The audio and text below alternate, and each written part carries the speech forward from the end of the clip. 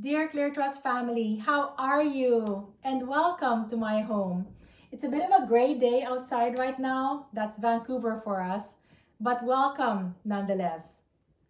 In the past many years, I have had the pleasure and privilege of offering the opening address to our year end celebrations.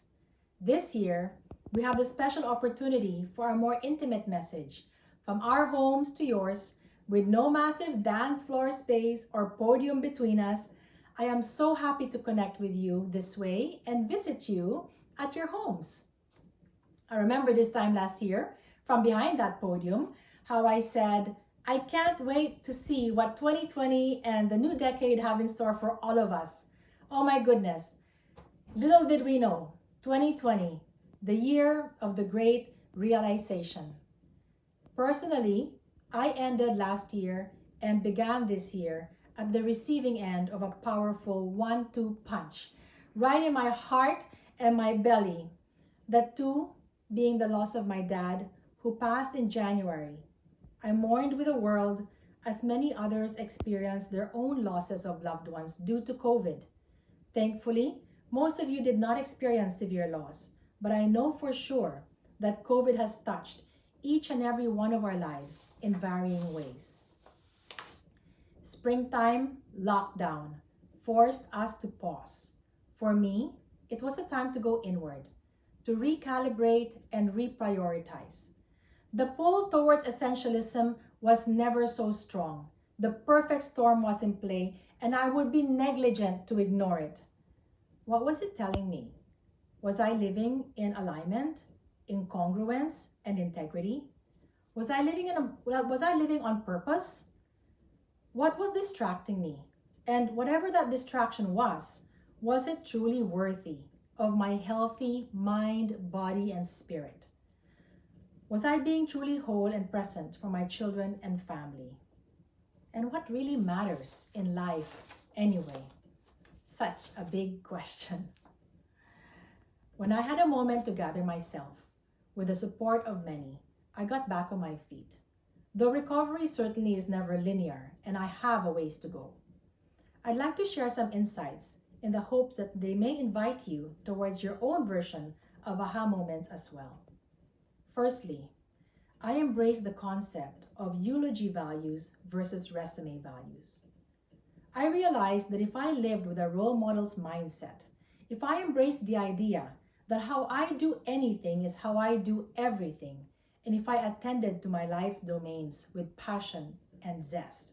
In other words, if I lived my eulogy values, then my resume values would take care of themselves, and then some. Secondly, I was told, when things are falling apart, stay true to who you are, for those are the moments when you're forging who you will become. It's when we face loss that we come to know our grandest selves. All of this applies to personal and business.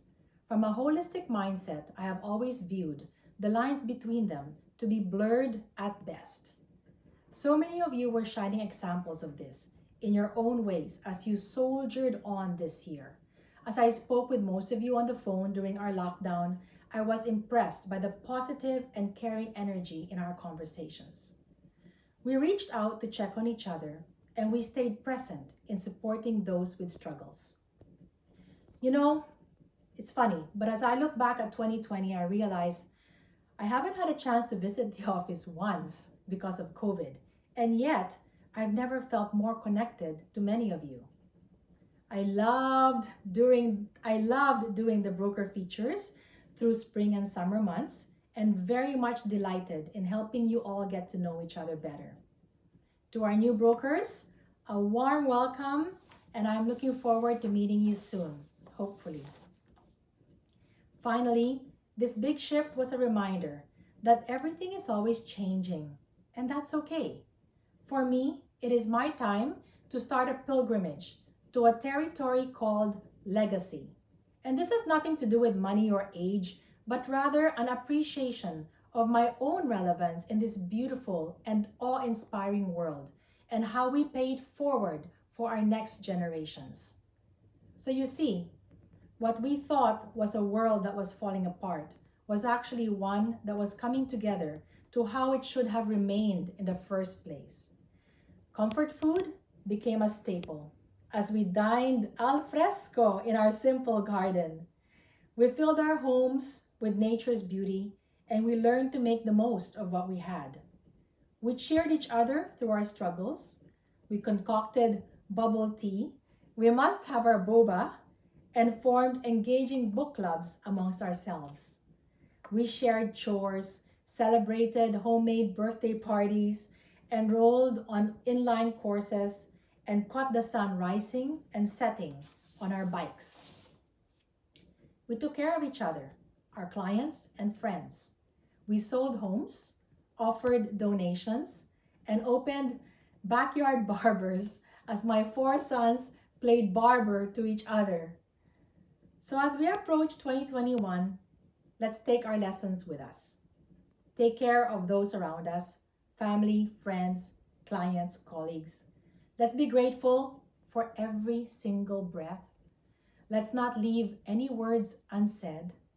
Well, to clarify, only the good ones. No leaving any good words unsaid.